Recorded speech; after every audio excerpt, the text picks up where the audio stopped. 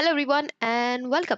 Before we start, everyone, we have Chef Pikachu with us. Say hi to Chef Pikachu because we do be cooking. Anyway, today I want to talk about the current agent meta and how a lot of the teams have been struggling with role issues because of this meta. Now, before naming any names, let's first take a look at this graph or chart or whatever you call it.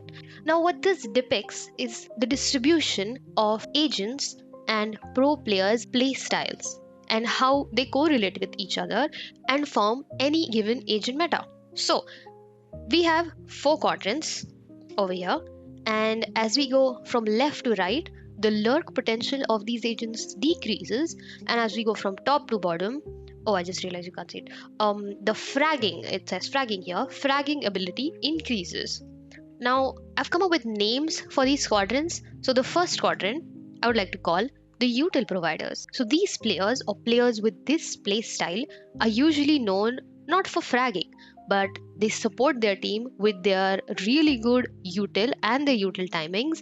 They support their team from the backline, they set up their duelist for the entry. And some of the pro players that play with this play style and are known for these agents would be Chronicle, Riens, Stacks, Narrate, Trent. These agents, or rather these pro players, focus more on team play rather than individually going out and fighting for the team. So that's quadrant 1. Next, let's talk about quadrant number 2, which I would like to call the rats. Now, this quadrant consists of players with a playstyle, with a very ratty playstyle, as the name suggests. So you're gonna find agents like Viper, Cypher, Omen, Vice in this quadrant.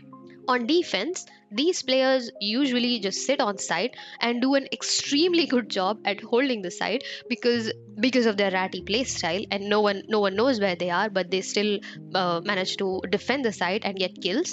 And on attack, they also find really good value for the team by lurking, by finding lurk timings. These are the agents that spend most of their time looking at the map and finding right time for the utility. For example, a Viper Wall, a Viper Orb, a Cypher Cage, a Cypher Camera, an Omen Smoke. All of these are very timing centric, very timing dependent. And these are the agents that tend to play mind games with the enemies, and that's how they find value for the team. Now, pro players that fit in this category are Nats, Mind Freak, Zelsis, Bang, Benjifishy. There's a lot of other pro players that you can mention, but these are just the ones that came off the top of my head. Now, moving to quadrant 3, we have the sharpshooters. Now, these are players that have exceptionally, exceptionally good aim. These are the players that will have an inherent advantage in a 1v1. So, they do not need util to be set up for the fight they're about to take. They do not need any movement abilities like a race satchel or a neon slide. They can just rely on their superior aim and superior crosshair placement because of how good they are mechanically, aim wise. Which is why you see players with this playstyle play a lot of chamber, a lot of ISO, occasionally clove, because they do not have to worry about timings, they do not have to worry about utility. In order to find value for the team, they can just rely on their aim.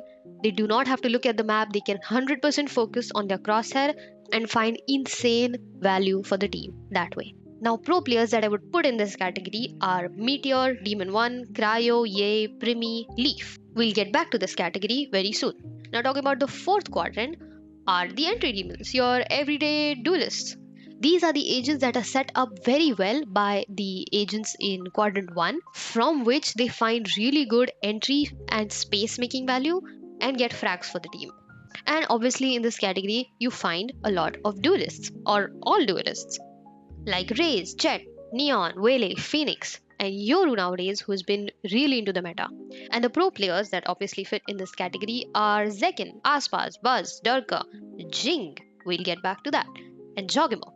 So, what's the problem? Well, the problem is that the current meta is very much so towards this side of the graph, especially with the Teho breach that we have been seeing a lot of teams doing.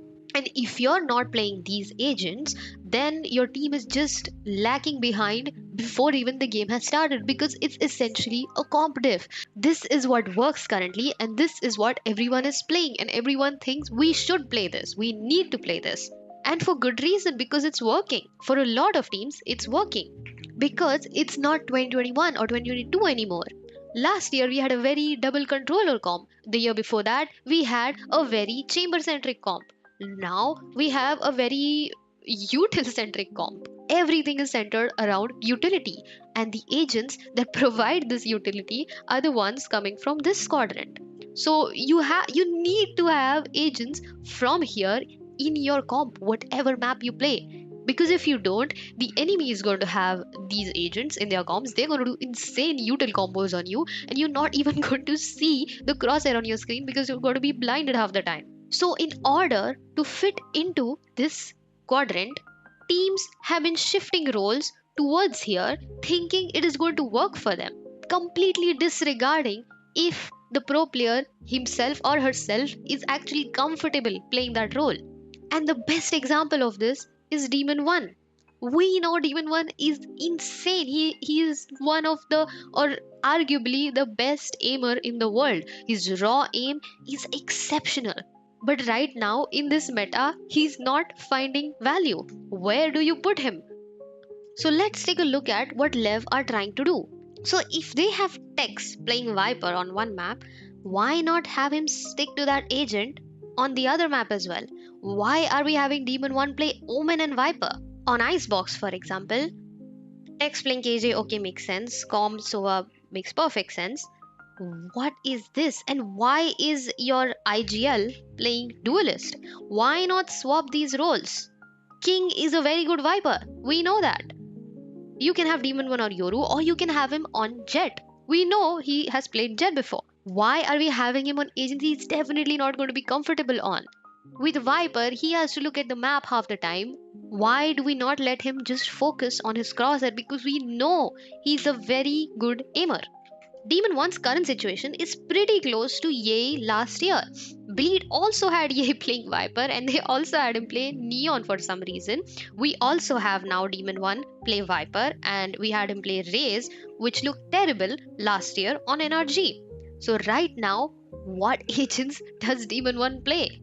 Who's to blame here? Do we blame Demon 1 for not adapting to the current meta, or do we blame the current meta itself for being so util centric that players that are very aim centric and agents that revolve around having good aim just are not viable? I think Potter on EG has done a very good job by putting Ye on Cypher and Clove, because it's not very far off from his comfort agents, and at the same time it does provide the team with good value, even though this is still just one game, but it looks very promising. Ye had a very good performance on his first game in stage 1. And if we take a look at someone similar like Cryo, who we know has played Chamber and Jet before, just like Demon 1, just like Ye, is now having to play Yoru or ISO. The Yoru and ISO does make sense, but the Sage was very bad. He was trying to do Grim Walls at some point in the game, which did not look good, and it just did not find value in any round for the team.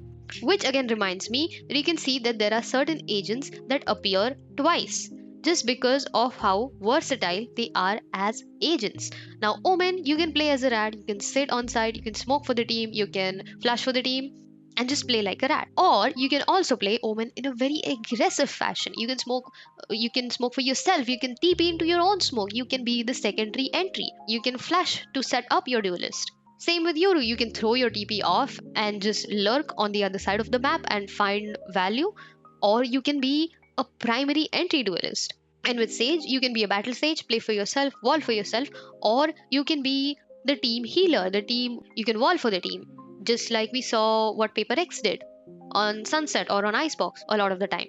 And this is what 100 Thieves are currently trying to do with Cryo, but it just doesn't fit the current meta. Now, another good example would be Leaf from G2. So even though we have Leaf from the same quadrant as Demon 1 or Cryo or Ye, him playing Viper works out because he has a ratty playstyle. And obviously because his aim is very good, he can play Chamber, and G2 and his teammates trust him enough to play Chamber and revolve the comp around that.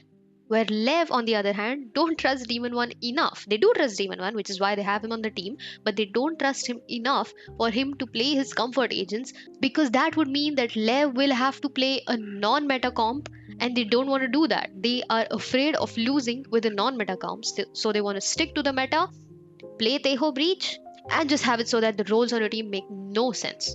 Okay, enough about the sharpshooters. Now let's talk about Jinggg from the entry agents. And not just Jinggg, I want to talk about PaperX in general. So PaperX currently have Forsaken playing full-time duelist. They have Jinggg playing Smokes and Mindfreak on Sentinel. Devi is mostly playing initiator roles. And so is Something, pretty much. Now, why this is a problem is because we know Jing is a very good duelist, but the only duelist he plays and plays well are Raze and Phoenix. But in the current meta, there is more place for Yoru and potentially Vele. Yes, Raze will always be in any meta. Raze will never go out of meta because Raze is just a very good agent. So what does PaperX do? Do you have Jing play Clove? Or do you play double duelist with Forsaken and Jing? Have something shift fully to Initiator? But that begs the question, who's gonna smoke? Yeah, okay, Mindfreak will smoke, but then who's gonna play Info Sentinel? So they give up Info Sentinel, but then we are back to square one, where PaperX cannot defend, which is currently a big problem with the team. They cannot defend any map because their agent pool is always so attack sided. Which is why TMV very well mentioned in this video that they need to start playing Deadlock, because Deadlock goes very well with these combo agents and also is a very good sentinel. So Deadlock is going to help you fight your defending problems, and on attack she's very good at post plants, which is also a problem for PaperX. And because PaperX have a world-class flex player like Forsaken who can literally fit in all of these quadrants, he's an exception to this chart. They can do really good even with the Teho Breach meta. Even with that, they can have really good util combo agents and they can find themselves a win. Anyway, that's it for my rant about Demon 1 and Jing and role issues in teams that we see nowadays in general. Let me know your thoughts in the comments. Where would you put Demon 1? Where would you put Jing? What role swaps would you make if you were the coach of these teams? I would love to know. Do you think Tense's complaints about the game right now are correct and the game is just too centered around utility? And maybe the agents in Quadrant 1 need a massive nerf to shift the meta to something more playable? Let me know in the comments. Anyway, like this video if you liked it, subscribe to the channel, share it with your friends, and I'll see you guys in the next one. Bye bye.